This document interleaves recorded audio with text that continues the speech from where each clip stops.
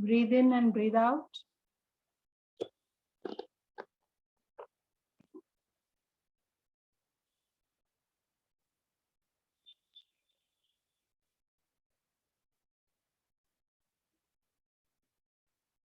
Breathe in and breathe out.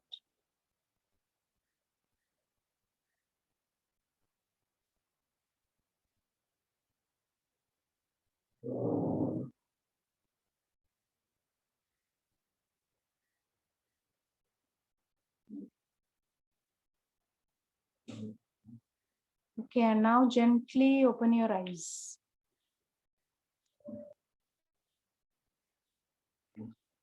Okay, so let me first wish you a very happy International Yoga Day. Today is 21st June, and today I had an opportunity to go to, if you have heard, HPCL, Hindustan Petroleum, and they have a very big complex, and all the workers were invited for a yoga session of 1 hour in the morning from 8:30 to 9:30. And I had been there, and I had taken all their simple stretches and simple exercise. And it was a very nice lecture. Just give me a moment.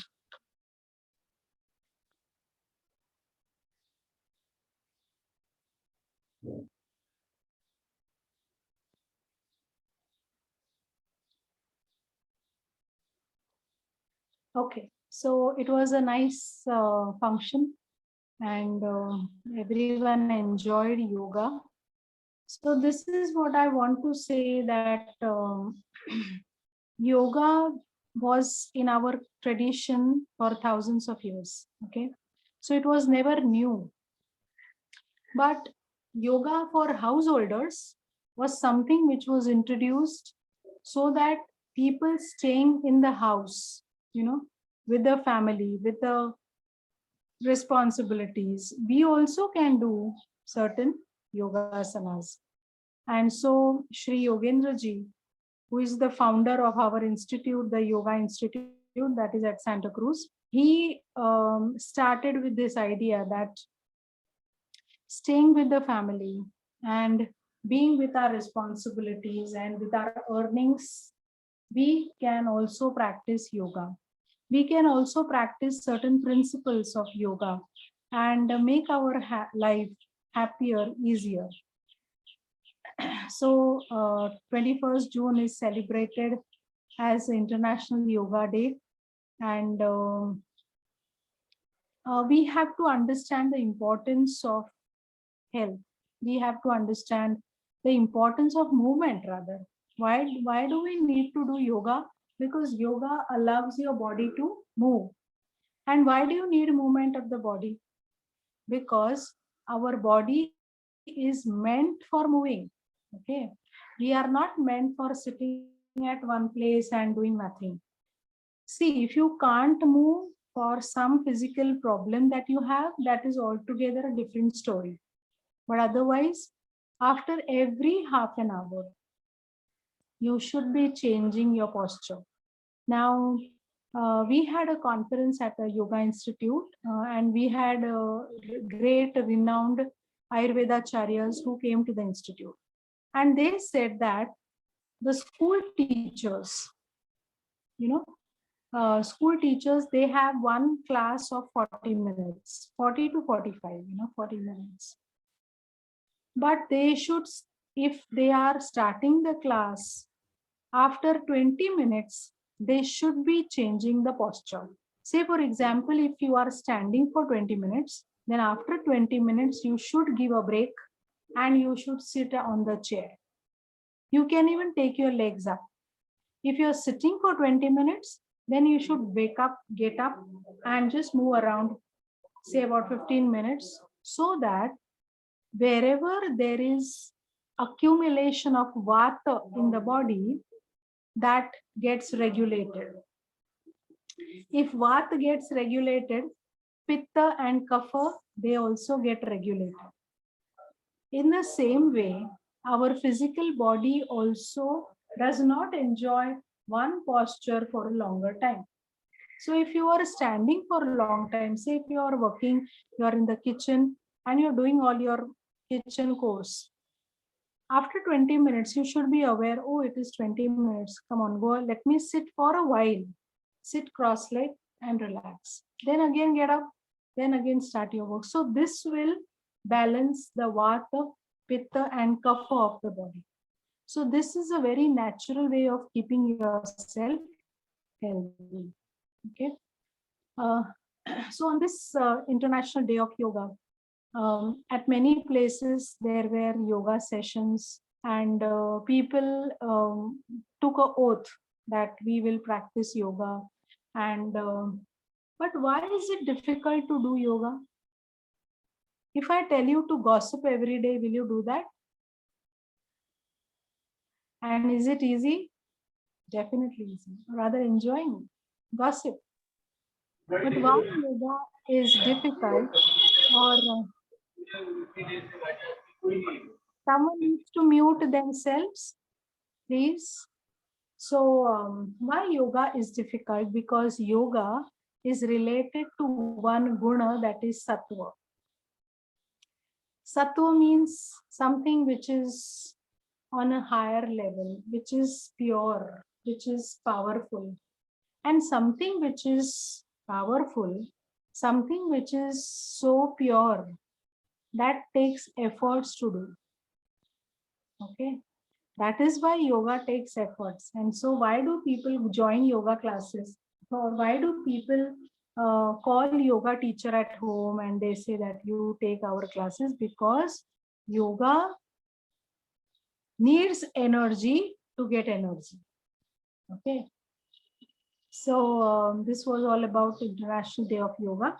Now we come to, we had completed two elements, space and air. Now today we go further to the third element. If you remember the last class we had taken, where I said that there are total 6 elements. Whose mic is on? Someone has to mute. I can hear the sound. Okay. So out of the 5 elements, the first one was space, that we already spoke about. The second one was air, that also we spoke. Today we are taking the third element. So we are going from subtle to gross. So subtlest was space, then was air. Now today we are taking, third one is fire, Agni. The third one, a very important one, is Agni. Now, as I told you that every element around us is related some or the other way with our physical body. As I said, the space is related with the empty spaces in the body and the mind. Air is related with the hollow area, air functions, lungs, those areas of the body. The fire element is related with 2 areas of the body. Those are your eyes and your stomach. 2 areas.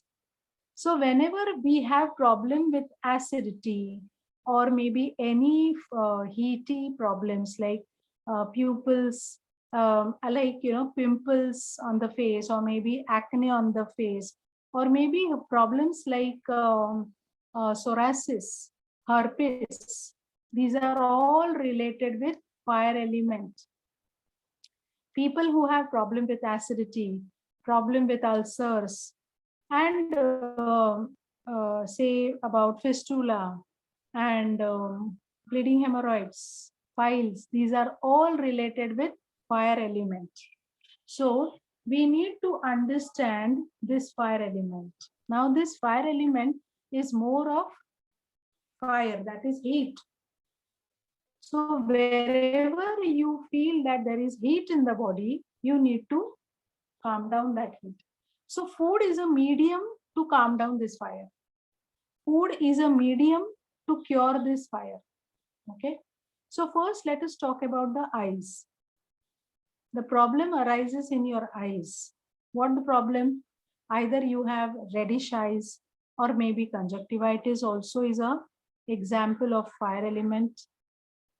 And you have problem even with what is called as the cornea, or problem with the retina and things like that. So we need to take proper care of our eyes. Now, how will you take care of your eyes? The fire element. Number one is no usage of gadgets after 10 o'clock at night. We are so used to sitting quietly on your PC and playing cards, or maybe playing sub games, or maybe chatting on the phone, or maybe talking on the phone, or maybe watching movies, or maybe writing something, or maybe reading something. So, in a way, which organ are you taxing? Eyes. And which element are you taxing? Fire element. So, you see, God has given us the day and God has given us the sunlight. Do whatever you want to do before 6. About reading something, watching something, writing something, you want to movies something, whatever. But after starts becoming darker, it is the signal that now stop your eye duties. Maybe you can go for some religious chanting, or you can do some meditation, or you can do any other thing, but no taxing your eyes. So that is the first thing. When you feel that you are tired for any reason, your eyes are tired. So what you can do is you get cotton balls in the market, or you can use the house cotton, white one. You can dip it in normal room temperature water, make small balls out of it, and place it on your eyes and relax. If you have worked for a longer time on PC, or maybe you have read for a longer time, or you have written something for a longer time, and you have taxed your eyes, so you should keep your eyes, you should keep water dipped cotton balls on your eyes. That's the best relaxation for your eyes. You can also use cucumber for that. Or maybe if you have made some lep, that is your chandan ka lep, or aloe vera turmeric lep or something, just to apply on your eyes and just relax. That also is a good practice. But a very good thing that you can do to manage with this fire element is you can use little of oil, maybe just say 2-3 drops of oil. Take it on your hand, rub it, and then apply it to the soles of your feet. Okay, apply it when you're sleeping, about to sleep, and just do a little massage. Use your knuckles for doing the massage. If you want to see, I can show you. I will have to shift the camera. Just 1 minute. If you can see me, I'm sitting on a chair, and this is how you keep your legs and keep them open. And then you can do this with your knuckles.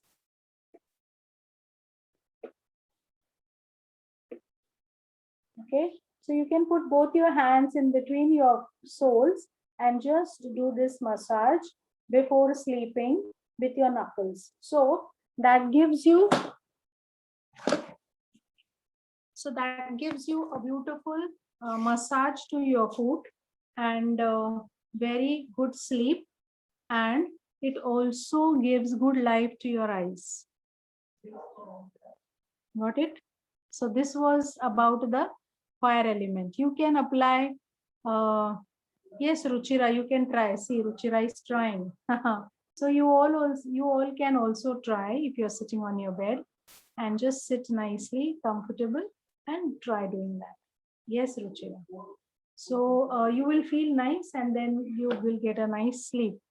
So this is what I mean by managing the fire element for your eyes. This is very good. What about your stomach fire? That is the digestive fire. the best way to manage the digestive fire is to eat food at the right time. At times, what we do is, no, I'm not hungry now, or I'm not hungry today. So come on, let me skip the food. We do it, right? Don't we? Yes. No, today I don't want to eat only because I had my heavy breakfast. So when you know that you are going to have lunch, then have breakfast only that much.